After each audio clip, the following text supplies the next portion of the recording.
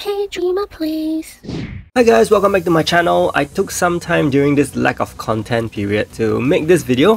What if we gave these long deserving offensive heroes a remake? Now I know offensive teams are very complete, especially with Jack being released now, but what if we can have more fun within the offensive team itself and make it more varied apart from just using villains, Vi and Colt?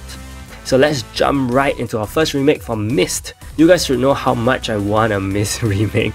So for her current passive, she survives on 1 HP, decreases block rate, and also has her unique HP swap ability, which is checked by our Wolf Boy. So to make her more relevant to the current meta, I gave her a brand new effect, and that is to reduce basic attack damage taken by all allies by 50%. This will help to offset some of the crazy Abel, Dylan's and Yonhee counter-attack damage. And of course, I'm not sure if 50% is even enough considering there are limited traits and Isabella's illusion and stems, but at least it is something. And not only that, I have decided to combine her 1 HP survival and HP swap into a new effect. Mist will survive on 1 HP and will trigger her Wrath mode, since Mist has always been known to be incredibly ferocious and angry. In Wrath mode, she will carry out HP swap as usual. The likelihood of Fenrir being used now in higher tier arena is quite low, so this can still be a possibility. But in case she cannot do HP swap, it's okay, because Wrath mode will give her 100% counter attack chance for 7 turns, so she can lifesteal via basic attack. And in case she can't lifesteal back enough, she will also reset her skill cooldown completely and gain 1 time of skill nullification so that she will not die immediately. So what do you think of this new passive? For her skill 1 Awakened Beast, she deals 300% to 4 enemies and causes bleeding. I made slight changes here to give her Ignore Defense instead and also 10% more bleeding chance and lifesteal. In Wrath mode, this skill gets amped up by ignoring 10% more defense and lifestealing up to 50% of the damage dealt from 30%. So the idea would be for her to use this skill after she resets her skill cooldown in Wrath mode so that she can stay alive on top of HP swap if possible. For her skill 2 Deadly Mist, currently she deals big damage to 2 enemies and ignores defense. I decided to increase targeting to 3 and also apply a 30% crit and lethal rate on this skill for it to do decent damage. It will also reduce the enemy's awakening gauges by 50%. Take note, this is a percentage based reduction, so she can also be used in Galida's Guild Raid as a replacement for Aragon if you like. In Wrath mode, 40% additional crit and lethal rate will be applied as well. Her Awakened skill Enraged Flail hits 5 targets and applies 50% crit and lethal rate currently. To pump this up, I took it to 450% to 4 enemies instead, while also ignoring 70% of the enemy's defense. Not only that, Mist will apply a brand new effect called Effect Nullification on all allies 2 times. Effect Nullification is basically an alternative version of skill nullification, whereby damage can still occur, but the side effects of the skill are completely ignored. This also includes effects from basic attacks and effect attacks, so any status effects from basic attacks are also ignored as well. I think this creates some variation of the nullification mechanics and changes things up. In her Wrath form, she deals an additional 100% more damage to enemies in the back row.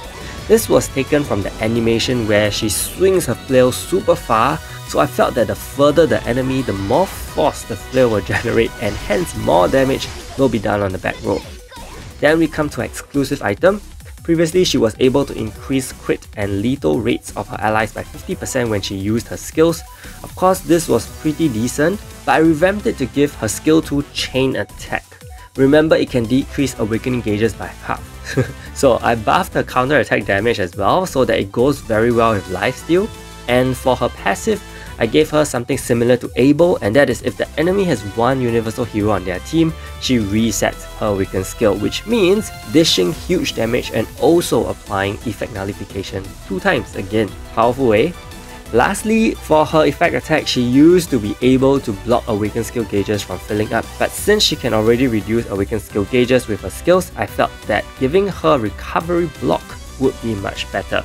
This is true justice for Mist, as her effect attack can shut down Fenrir.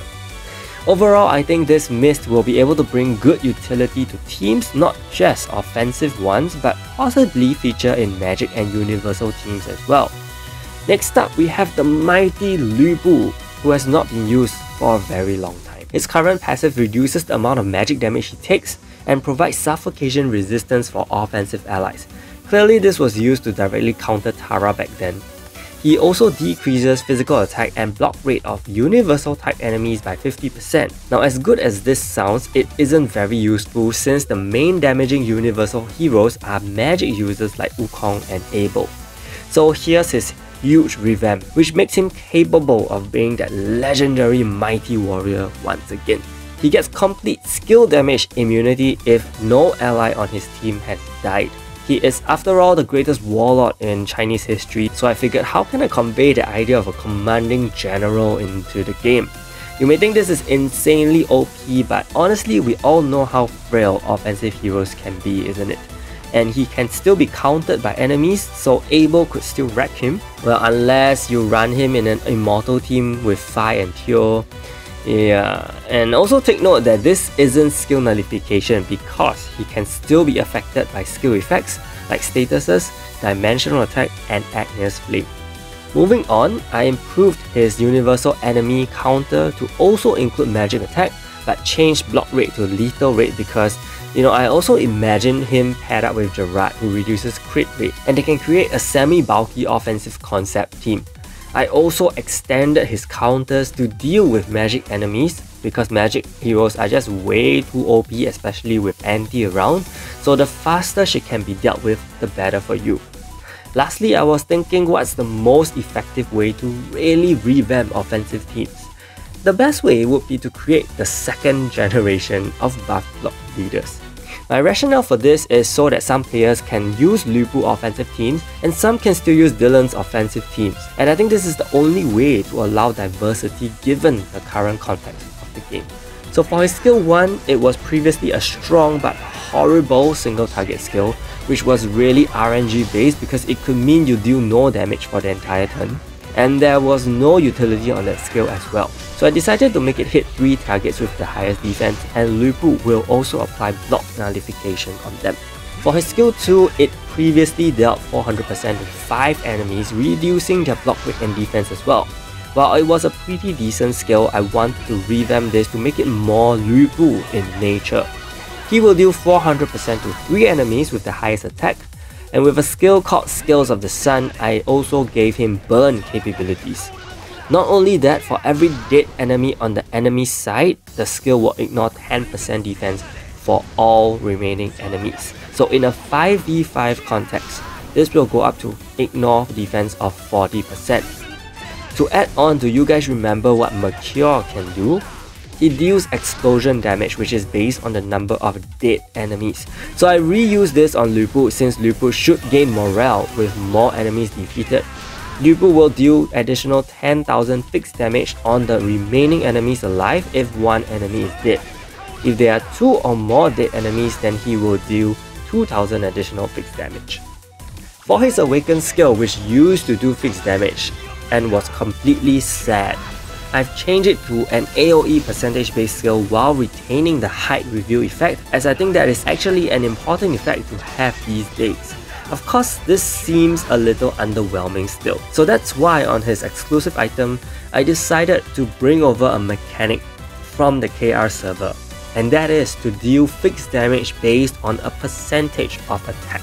It is somewhat like a one-time Agnes Flame pop-off in a way. Similar to Jack, this additional damage only pops off on magic and universal enemies. Lu Bu also gets lethal rate buffs at stage 2, and at his stage 3, he will trigger his effect attack if he manages to land a crit hit during his skill use. And what exactly is his effect attack? He will also deal fixed damage based on his attack stat, but only just 30% of it. So what do you think of this revamped Lu Bu? Is he the strong, fearsome general whom you used to know? Let me know in the comments. The next two heroes come from the Pentagon, and they are two of the oldest mythical awakened heroes, Zahara and Orkah. But let's start with Zahara, who I recently also tested in Arena. Zahara currently has one of the most useful passives in the game. Not only does he reduce block rate of enemies by 30%, he is also the only hero who can incapacitate universal enemies. And as such, to be honest, I didn't change his passive at all, but I gave him 50% chance to evade all attacks. I think this fits his speedy and sporty look and will definitely give him the additional survivability he needs. For his skill 1 Crescent Blade, he deals 350% to 3 enemies with the highest defense and decreases their defense. I improved the multiplier here to 400% and conveniently gave him 2 more effects, and that is to apply buff block for 3 turns and also remove shields. This skill is somewhat similar to Abel's stun skill, which also does the same thing. For his skill 2 Midnight Ruffian, it deals 400% to 3 enemies and decreases their recovery rate. Now in this case, I reworked this skill to hit 5 targets instead, although reducing the multiplier slightly. It will however have an additional chance of lethal rate applied and also decrease recovery rate by 80% instead. I wanted to make him more usable and almost on par with Cult, who can reduce recovery rate by 100%. And for his Awaken skill, it does damage to 5 enemies and burns them. Now back then this was able to do very good damage, so I increased the damage multiplier as well to 400%. He will also have defense offset, doing more damage based on the enemy's defense, and be able to have a 70% chance to burn instead of 50%. So for his exclusive item, it was kind of sad. So this new remake will give him a lot of utility. His skill 2 will be able to cleanse debuffs. And honestly, any hero with a cleanse now has very high usability, so I wanted to make this a thing for him. Furthermore, the skill also reduces recovery rate on 5 enemies, so it will be a great skill to open the match with. He also gains crit rate on stage 2, and on stage 3 he gets a new buff designed. He will specifically reduce crit and lethal damage of all enemies by 50% for 6 turns, effectively not only increasing his own survivability but his allies as well. And overall, with his exclusive item, it also further enhances his utility in PvE. And his effect attack currently decreases the block rate of the target. I changed it to reduce status effect resist rate instead to support his other debuff based comrades if any. Last but not least, we have Orkah, the mythical hero who was released right before the reboot. His current passive lets him have a 30% chance to cause bleeding on his basic attack and also reduce the damage from magic type enemies, which is, good but still not sufficient and very restricted. I decided to make him more useful overall in both PvE and PvP. He will now have a 50% chance to cause bleeding on basic attack. He will also provide allies with immunity to stat reducing effects for 6 turns. This will counter passive decreases like Gerard's crit rate decrease, turn by turn passive stat decreases like Dylan's block rate decrease, Scout and Cult's defense decrease, Jack and Anti's attack decrease, and also those that are applied by skills like Red Grid's crit and lethal rate decrease. Now it will also make him useful in some guild dungeon fights. Take note, while this is pretty useful, it can be reduced very quickly as well with buff duration reduction. Orkah will get a new type-based passive as well. That is, when there are 3 offensive type heroes on the team, he will reduce the effect attack rate of enemies by 30% and increase the effect attack rate of allies by 30%. The idea behind this is not only to curb enemy Abels, Dylan's, Gerard's and Chris, but also to further enhance Dylan's capability and perhaps even create unique team compositions involving Abel in an offensive team. He will be the first hero to directly influence effect attack rate. Don't forget, this can also boost the effect attack rate of Mei and allow her to do crazy damage in PvE as well. Now for his skill 1 Unfair Deal, it is currently a single target that causes bleeding. I changed this to 3 targets and allowed it to decrease buff duration instead, which was originally on his skill 2 Merciless Exploitation. Instead, I increased the multiplier for skill 2 to 350% from 280% and gave him 100% chance to cause bleed and also exploit vulnerability, since the skill's name is literally Merciless Exploitation, right? Following the design of Iris who can deal 100% bleed, I felt that this was only fair for Orkah to also do the same since he is also a silver frame hero like her. For his awakened skill, I retained most of it, but adjusted the multiplier greatly and included ignore defense as well. The enhancement comes in his exclusive item, which allows him to recover his HP equal to 100% of his physical attack to prolong his survivability. His stage 2 increases his status effect cast rate because it is important for stage 3, which gives him a brand new status effect on his skill 1, which originally had bleed, and this is called Fatal Shot, which lasts for 3 turns. What Fatal Shot does is that during the duration it is applied, no debuffs can be removed, and all heals will be converted to damage. Now I think this unique status effect represents Orkah's true evil nature, and it is something which the game has lacked. Fatal Shot will also be applied on Orkah's effect attack now with 80% success rate. Not only that, it will hit all the enemies in the same row as the target because, as we can see, Orkah can actually fire multiple bullets on his effect attack. I intend to allow for a new variant of the offensive team that could rely on debuffs to do damage aside from just Agnes Flame. The problem with Iris was that her bleed was constantly removed because it was difficult for her skills to be used back to back, and her true potential is hard to be seen. Unfortunately, Fatal Shot also prevents Agnes Flame from being cleansed, so that could be pretty cancer, I have to admit.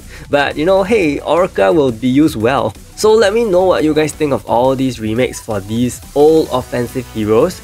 Check out all the potential teams possible in Arena, and can you think of other possible teams to use them in, or will you stick to the current lineup? And of course, I would love to make a magic hero version of this video too in future. So big shout out to my channel members DMD Phoenix and Yamaki for the support. Hope you enjoyed this video. Stay tuned for more. Thank you so much and see you.